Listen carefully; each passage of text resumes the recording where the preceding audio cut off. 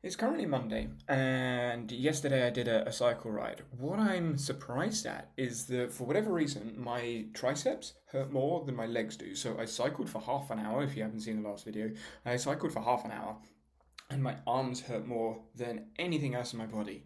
I think it's probably because of the work that I did at Judo on Saturday, but we will see how that goes. And something else I've also noticed is when I go home on Sunday, I go and have meal with the family, and they are, let's just say they are dishing up very healthy portions, and so my weight is basically stayed the same. I'm essentially just 73, which is mildly irritating. So what I think we're going to have to do is try and reduce the amount of portion sizes I have at home to actually keep the weight going down. Because what I want to try and get to, is around 65 kilos. I'm 73, so there's 8 kilos to lose. But on top of that, I've also noticed that some of the foods that I'm eating more than I was before when I was at 72, when I was at 73, but I'm staying 73.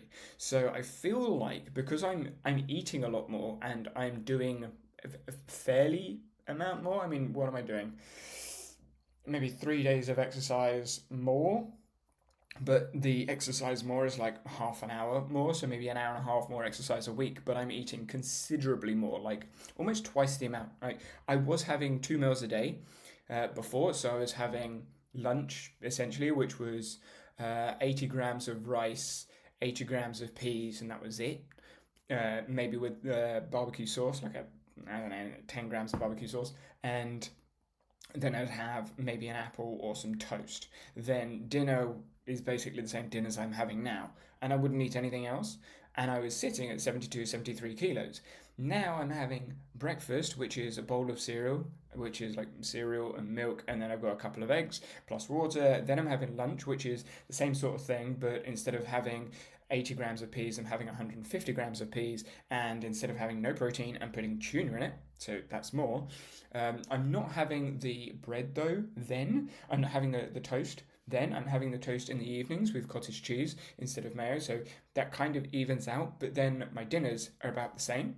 So I'm adding food in lunch. I'm adding another meal, but I'm still saying the same weight rather than dropping, which is interesting. It's something I'm going to have to keep track on. I think I'm going to keep the numbers the same as they are for the moment and see where it goes because I reckon Sunday was probably an inflation day, so I reckon I could drop down, but we'll have to see on that one.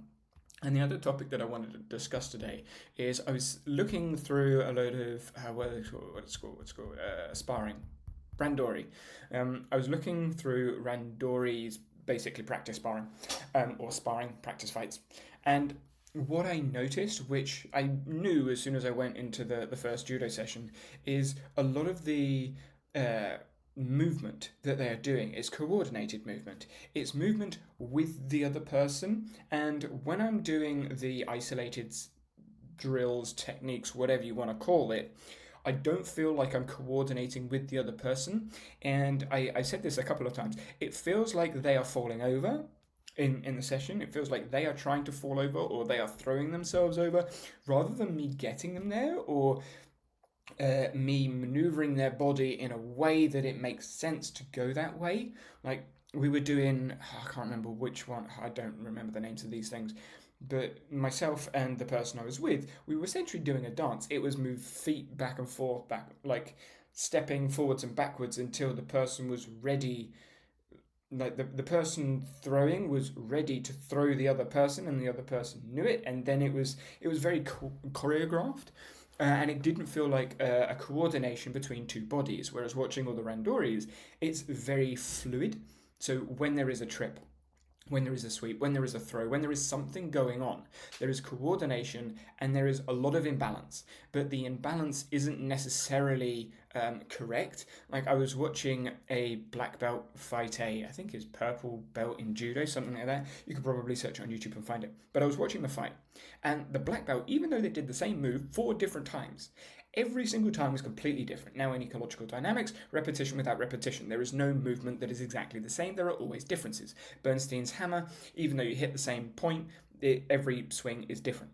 I'm not going to go into all of that now, but essentially, what I feel like I'm missing inside of the judo practice at the moment is active resistance. When we're doing the stuff at the start, we did a couple of games at the start on Saturday, and the game, there was some resistance there. We were practicing sweeps. So we were holding on with hands, and then we'd jump on one foot, and then one foot would be up, and you'd try and sweep the other person's foot so they'd fall over. Now, although I understand it, I understand the game. I'm not entirely sure. Like, it was more active resistance than the other activities that we've done and that we did in the rest of the session. But I'm not sure what I was trying to get out of it.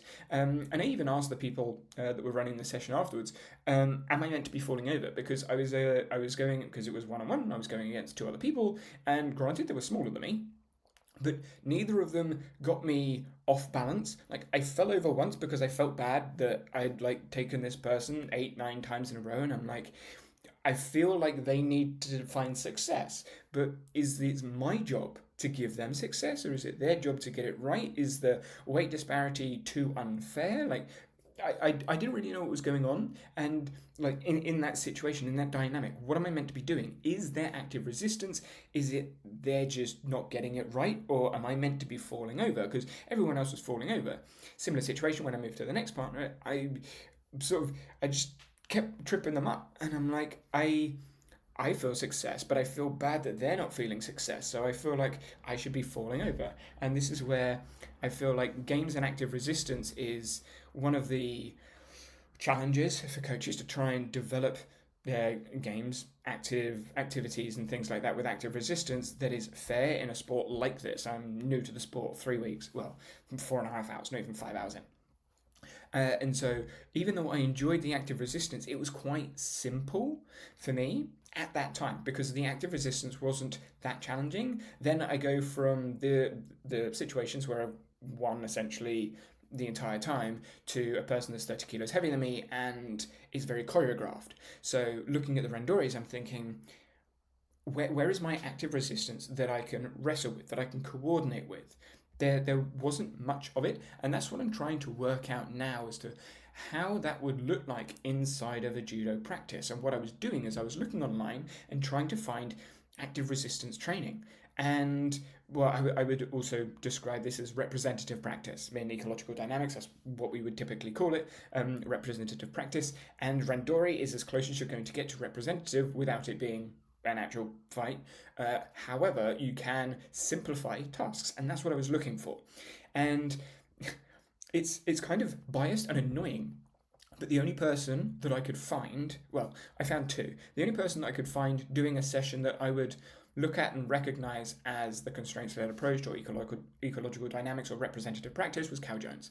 And there was one video that was like 40 minutes long of a session. And I was watching it, I'm thinking, yes, that makes sense. I understand why, and I can see the active resistance, and they're training for it. But you can feel that they're all physically tired at the end of the sessions rather than it being a drill thing that you do for an hour and then you do a quick randori at the end. And so that was interesting to watch. But it begs the question, how do I do that? Because I need someone else to do that with, which would need to be in the sessions. So maybe I need to talk to the coach about it, but then I feel like I'm stepping on toes. So I'm not going to do that because I don't want to go in and be like, hey, I think you should be coaching like this because this is not my sport. I don't know the sport. But it is something that I feel like I'm missing. But the other person that I found that was doing something similar, maybe they watched the same video. They were doing activities, but it didn't quite make sense because one person had essentially two win conditions and the other person didn't have a win condition. It was a not lose condition. And without going into the coaching complexities here, it just became a bit of a cat and mouse. So even though there was active resistance, the active resistance didn't really make sense for one person, and the other person, yes, there was active resistance, but the win condition was almost so difficult to get to, they weren't really solving the problem. So I'm not sure what the end goal of the practice was.